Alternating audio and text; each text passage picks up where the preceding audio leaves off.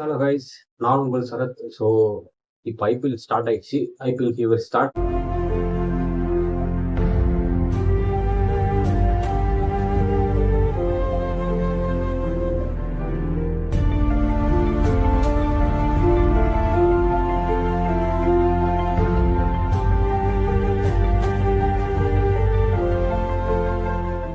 But எந்த ஒரு ஐப்பும் இல்லை. ஸோ என்ன சொல்றது, பட் எனக்கு அந்த ஐப்பு இருக்கு. ஏன்னா 3 legends ஆர் தேர். யாருன்னு உங்களுக்கே தெரியும்.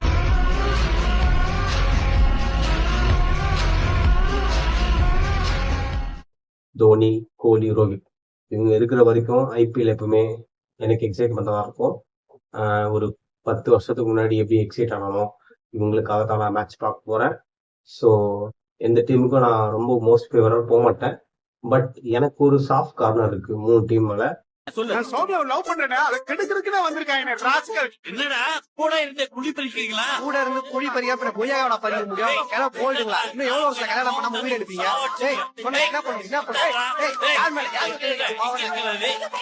ஸோ ஆல்வேஸ் 3 டிராகன்ஸ் மாதிரி 3 பில்லர்ஸ் ஆஃப் ஐபிஎல் யாருன்னா உங்களுக்கே தெரியும்.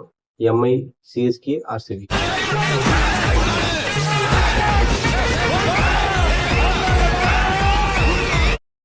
ஸோ இந்த டீம்ஸ் தான் மோஸ்டா வந்து இந்த பில்லர்ஸ் ஆஃப் ஐபிஎல்லாம் இருக்கு. ஸோ அதுக்கு என்னன்னா என்னோட சப்போர்ட் வந்து இந்த 3 டீம் தான் இருக்கும். பட் ரீசெண்டா வந்து ஒரு பாஸ்ட் 2 இயர்ஸா வந்து எனக்கு என்னன்னா எம்ஐ மேலேயும் ஆர்சிபி மேலேயும் ஒரு ஃபேவர் இருக்கு. Again, really good to have a big partnership and another match finishing partnership for us. You two old dogs still have a sting in the tail. So அது என்ன சொல்றது தெரியல. ஒருவேளை மேபி ரோஹித், விராட் கோலி வந்து இப்போ கரண்டா ஆடுறதுனால எனக்கு அந்த சப்போர்ட் வந்தா தெரியல. பட் ஃபர்ஸ்ட் எனக்கு வந்து யாருன்னா எம்ஐ தான். ஃபர்ஸ்ட் நான் எப்பவுமே சப்போர்ட் பண்ணது எம்ஐ, அப்புறம் சிஎஸ்கே. இந்த 2 டீம் தான் பண்ணேன். அப்போ விராட் கோலி மட்டும் நான் ஆர்சிபி மேட்ச் பார்ப்பேன். பட் இப்போ வந்து என்னன்னா ஒன்ஸ் ஆர்சிபி கப் லிஃப்ட் பண்ணதுனால நான் அப்படி பண்ணல, சப்போர்ட் பண்ணல. பட் முன்னாடிலேருந்தே அந்த ஒரு இது இருந்தது. பட் ஆர்சிபி வந்து என்ன சொல்றது, நான் எம்ஐ, சிஎஸ்கே மட்டுமே ஒரு 10 டிகேடா கிட்டத்தட்ட 5 கப்பு 10 வருஷமா அவங்களே கப் அடிச்சதுனால நான் எம்ஐ சிஎஸ்கேன்னு பார்த்துட்டு என்ன பத்தி பேசு, ஆளை பத்தி ஏதாவது பேசுன அப்படிதான்டா பேசுவேன். உன் ஆள் ஒரு அவ, நீ ஒரு இவன்டா. ஆமா, ஆள் போல அது, நீ போல இது. போடா நடுவுல இந்த பிரான்சைஸ் வரும்போதுதான் குறுக்க இந்த கௌசிக் வந்தா கொஞ்சம் ஹிட் ஆச்சு. ஓகே, நம்ம வந்து மோஸ்டா எல்லா டீமுக்கும் ஃபேவரா போறோம், ஒரே டீமுக்கு சாயிடும், நம்ம ஜென்ரலா இருந்துட்டு போலாம். அப்படி இல்லைன்னா நம்மளுக்கு எந்த டீம் பிடிக்கும் அந்த ஒரு டீம் மட்டும் சப்போர்ட் பண்ணலாம்னு நினைச்சேன். சரி, ஓகே, ஒரு டீம் சப்போர்ட் பண்ணா மீதி இருக்கிற 9 டீம் நம்ம பகிச்சிக்கணும். சரி, எதுக்கு சால்வா போயிடுவோம்னு சொல்லிட்டு தான் இப்ப நான் இந்த 3 டீம் சப்போர்ட் பண்றேன். பட் ஒவ்வொரு ஃபேவரிசமா பேச மாட்டேன். ஸோ இதுதான் ஐபிஎலோட ஃபர்ஸ்ட் வீடியோ. ஸோ இந்த மாதிரி டெய்லி அப்டேட்ஸ்க்கு மோர் ஃபாலோ பண்ணிக்கோங்க.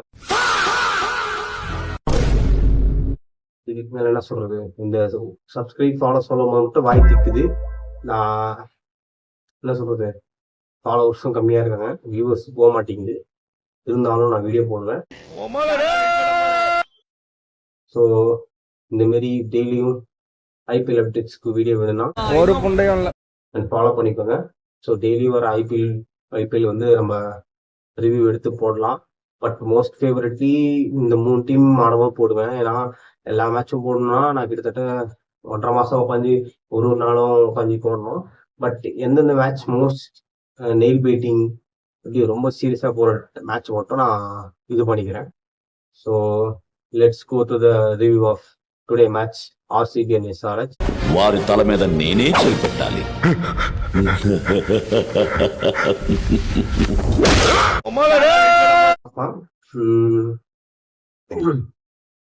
நான் முதல்ல ஸ்கோர் கார்டு பார்த்தேன்.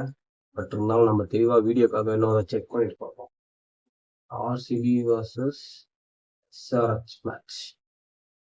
ஓகே, டார்கெட் வந்து எஸ்ஆர்ஹெச் சொன்னாங்க இந்த மாதிரி 300 வெயிட் பண்ணேன். ஜனகணமன அதிநாயக ஜெயபா. என்ன சொல்றது, ஓவர் ஹைட் கொடுத்து அடி வாங்குறதுனா நம்ம விசாரிச்சுட்டு கத்துக்கலாம்.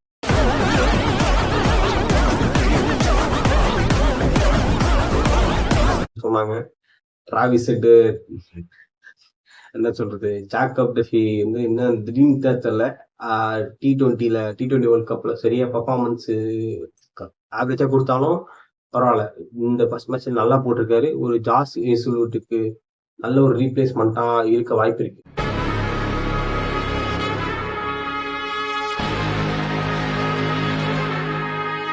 நம்ம ஒரு மேட்ச்ல கெஸ் பண்ண முடியாது. ஏன்னா ஒருத்தரோட ஸ்டார்டிங்கை பார்த்துட்டு இவன் நல்லா வந்தான்லாம் சொல்ல முடியாது. ஸோ நல்லா ஹெட் எடுத்துட்டாரு. நெக்ஸ்ட் ஒன்று வந்து அபிஷேக் சர்மா. என்ன சொல்றது, அபிஷேக் சர்மா வந்து ஒரு எனக்கு பொறுத்தளவுக்கு அபிஷேக் சர்மா ஃபேன்ஸ் இந்த வீடியோ பார்த்துட்டீங்கன்னா அவரை பத்தி ஒரு விஷயம் சொல்லணும். என்னன்னா அவர் கொஞ்சம் ஓவர் ரேட்டடும் எனக்கு தோணுது.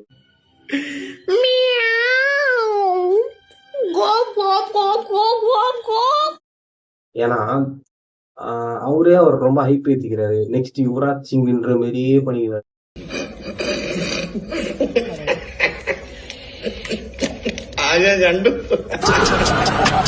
பண்ணிக்கிறாரு. ஸோ நீங்க சிம்பிளா காமா ஆட்டு போயிட்டீங்கன்னா நீங்க என்ன ஸ்ட்ரைக் ரேட் வேணா ஆடுங்க, எப்படி வேணா ஆடுங்க, you have to win the game. So அவருக்கான ஒரு இதுதான் அட்வைஸ்ன்றதை விட இப்படி நார்மலா ஹைப் கொடுக்காம சிவம் துபை மாதிரி 100 போயிடலாம். ரொம்ப ஹைப் கொடுத்து அபிஷேக் சர்மா வந்தாலே 6 போறதான் பவர் பிளேல அப்படின்னு. டிராவிஸ் ஹெட் வந்து என்ன சொல்றது, லைக் அ வில்லன். ஒரு எல்லா இதுல வில்லன் கேரக்டர் மாதிரி இருப்பாரு. நெக்ஸ்ட் இஷான் கிஷன் T20 நல்லா பெர்ஃபார்ம் பண்ணாரு. ஸோ இந்த பெர்ஃபார்மன்ஸ் அப்படியே கேரி அவுட் பண்ணாரு. ஃபர்ஸ்ட் நான் கூட பயந்து 2 பேரும் அவுட்டு, சரி மெயின் தலையே போயிடுச்சு. மெயின் தலையே போயிடுச்சு இல்லைங்க, இன்னொரு தலை வருது. அந்த மாதிரி நானும் யோசிச்சேன், சரி ஓகே இஷான் நல்லா ஆனாரு. டக்கு டக்குன்னு வந்துட்டாரு. 38 balls 18 பட்டுன்னு வந்துட்டாரு. பட் அந்த ஒரு கேட்ச் பில் சால்ட்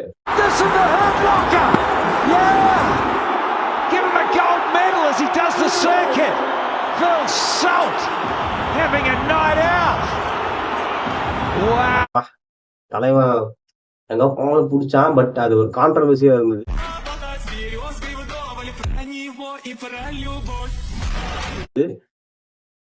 என்ன சொல்றது, அது யார் கேட்ச், அந்த கேட்ச் 2 கேட்ச் பிடிச்சாரு. ஸோ ஃபர்ஸ்ட் கேட்ச் வந்து அந்த 4 லைன்ல படுற மாதிரி பிடிச்சாரு. ஸோ அது பாக்குறதுக்கு ஆங்கிள், ஆனா டிவியில பார்க்கும்போது கரெக்டா தான் காமிச்சாங்க. எல்லாம் மீம்ஸ் போறாங்க இந்த மாதிரி, இந்த சைடு கேமரா காட்டலாம் அப்படி காட்டலாம், இல்ல பேக் சைடு இருந்து திருப்பி ஒரு தடவை காட்டும் போது ஒரு ஒரு கேப் இருந்தது. ஸோ அந்த கேட்ச் சூப்பரா இருந்தது. அப்புறம் நிதிஷ்குமார் ரெட்டி தெரிஞ்சு இஸ் ஐ திங்க் ஸோ என்ன சொல்றது, ஒரு பொட்டன்ஷியலா சொல்லிட்டு ஸ்கேம் பண்ணுவாங்களே, எனக்கு இங்க எல்லாம் தெரியும் அப்படின்னு. ధోనికి అంత టాలెంట్ అంటే talent in the sense talent is there but the technique is not there. ரேஜ் வெயிட் பண்ணல, குறை சொல்ல. பட் இருந்தாலும் எனக்கு இது சொல்லணும்னு தோணுச்சு. ஏன்னா கிட்டத்தட்ட ஒரு 2023 தான் நல்லா பெர்ஃபார்ம் பண்ணாரு. 24 வந்து நல்லா ரைஸ் ஆனாரு. 25 வந்து பிஜிடில நல்லா ஸ்கோர் பண்ணாரு. அவ்வளவுதான், அதுக்கப்புறம் ஆளே காணோம். ஐபிஎல்ல 25 வந்து ஒன்றும் வரல. அப்புறம் ஸ்பெஷல் மென்ஷன் அனிகேத் வர்மா. ஒரே ஆள் அப்படி சிங்க மாதிரி நிக்கிறான். ஒரு கேட்ச் விராட் கோலி டிராப் பண்ணாரு. So that was worst.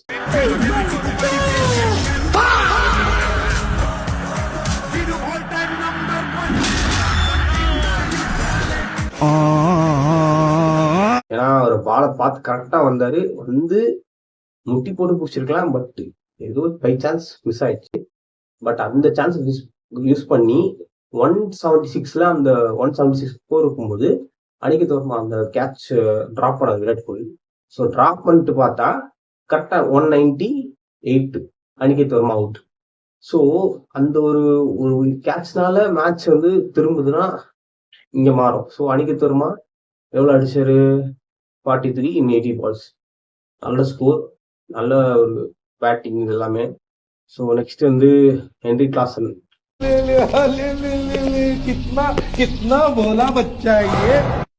Okay, இப்பதான் அவர் ரிட்டையர்மெண்ட்ல இருந்து வராரு. So form is coming, I think so. யாரும் ஹெச்ஆர்எஸ்ல சாரி, அந்த எஸ்ஆர்எஸ்ஆ ஹைதராபாத் நான் சொல்லிக்கிறேன். வேற யாரு அண்ணா மற்றவங்களாம் பவுலர்ஸ் சரியா ஆடல. Okay, Henry Klaasen okay okay okay. அடுத்து கம் டு ஆர்சி. பா செம அச்சு நவுத்திக்கிறாங்க. பில்சால்ட் மட்டும் ஃபார்ம் அவுட்ல இருக்காரு. ஸோ T20 இருந்தே ஃபார்ம் அவுட் இருக்காரு. ஸோ பில்சால்ட் ஃபார்முக்கு வந்ததான் கொஞ்சம் மேட்ச் சூடு பிடிக்கும். ஏன்னா போன வருஷம் IPL வந்து பில்சால்ட் ஃபார்ம்ல இருந்தார்.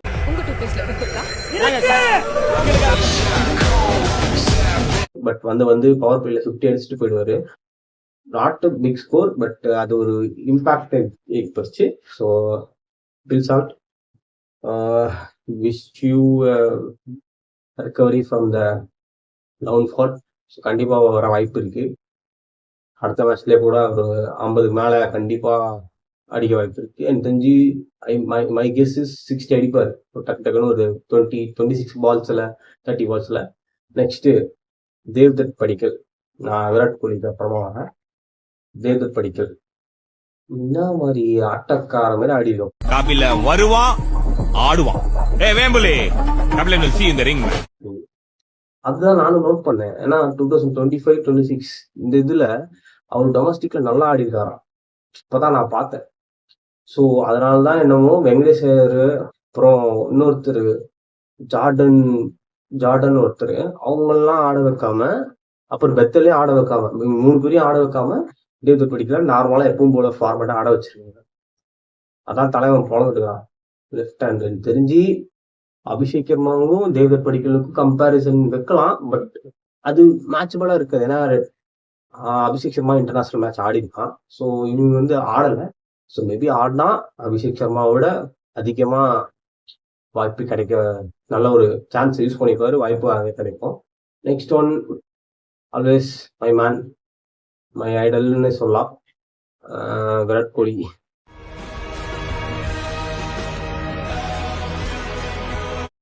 எப்பவும் போல எப்படி சொல்றது, ஸ்லோவா ஆடிட்டு லாஸ்ட் 10 பால்ல 6-4 அடிச்சுட்டு அந்த ரன்ரேட்டை கூட்டு போறது. ஸோ இதுதான் இந்த மனுஷங்கிட்ட பிடிச்ச விஷயம். ஏன்னா பால்ஸ் வந்து வேஸ்ட் பண்ண மாட்டாரு. Always going for run ball ஆடிட்டு 2 runs எக்ஸ்ட்ரா எடுத்துட்டு அந்த ஓவர் ரன் ரேட் முடிச்சுட்டு நெக்ஸ்ட் ஓவர்ல அந்த 6-4 அது பக்காவா அடிச்சுருவாரு. இப்போ இல்லாம எனக்கு என்னமோ இது ஒரு 10 years back 2016 Virat Kohli prime 1, அதாவது அந்த ஆரஞ்சு கேப் அடிச்சாரு 973, அந்த வைப் வர மாதிரி எனக்கு ஃபீல் ஆகுது.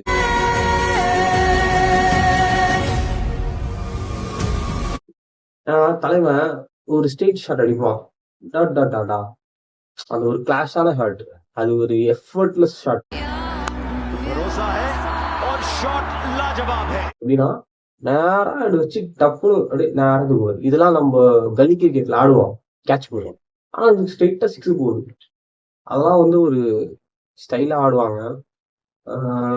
என்ன சொல்றது, தலைவன் தெரிஞ்சு பேக் டு பிரைம் தான் நினைக்கிறேன்.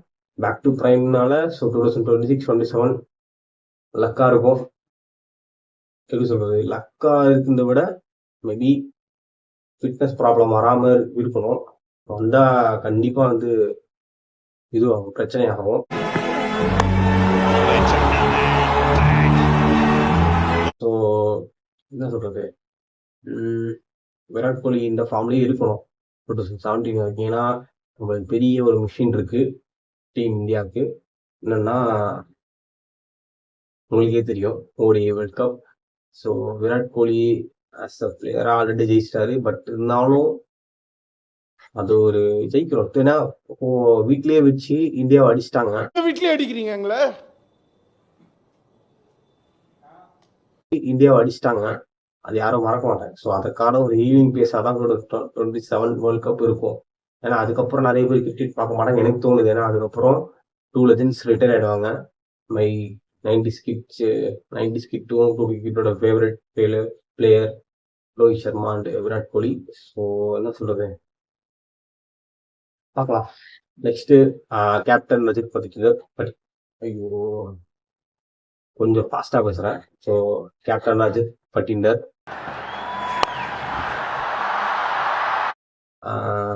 என்ன சொல்றது, ஒரு குட் இன்னிங்ஸ். 12 balls-ல 31. எனக்கு தெரிஞ்சு அடிச்சா 6 தான் அடிப்போன்னு சொல்லி அடிக்கிறாரு. ஸோ இது நல்ல ஒரு மோட்டிவ் தான் அந்த டீமுக்கு. ஒரு நல்ல ஒரு என்ன சொல்றது, ஒரு நல்ல குட் மூமெண்ட் தான் அந்த டீமுக்கு. ஏன்னா அந்த டீம்ல 2025ல வந்து ரஜத் பட்டிதார் வந்து கொஞ்சம் ஃபார்ம்ல இல்லை, பட் கேப்டன்சி நல்லா பண்ணாரு. ஸோ ஃபார்ம்ல வராருன்னு நினைக்கிறேன். அது லாங் ஹேர்லாம் வளர்த்துக்கிறாங்க டீம்ல. யார் யாரு, ரஜத் பட்டிதார், அப்புறம் டிம் டேவிட், குணால் பாண்டியா வளர்த்துறது, அப்புறம் வேற யாரோ ஒருத்தர்.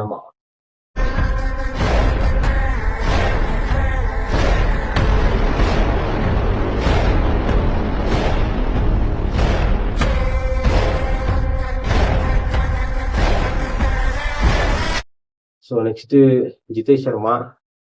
எனக்கு என்னன்னா ஜிதேஷ் சர்மா வந்து பால் எப்போ இருந்ததுன்னா 46 பால் 39 அப்ப இறங்கினாம்பா.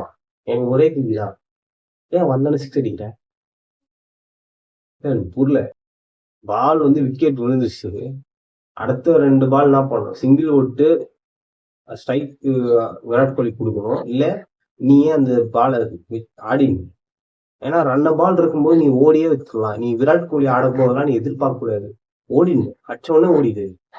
விராட் கோலி நீ உனக்கு நிக்கிறாருன்னா, உனக்கு அந்த பிளேயர் ஆடுறாருன்னா யோசிக்காத, பாலை தொட்டியா வான்னு சொல்லு, ரிச்சுக்கு வந்து தலைவன் பத்துருவான். புரியுதா?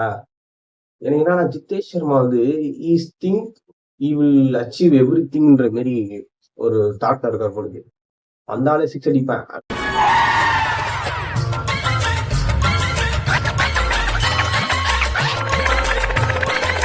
மாதிரி ஆடக்கூடாது.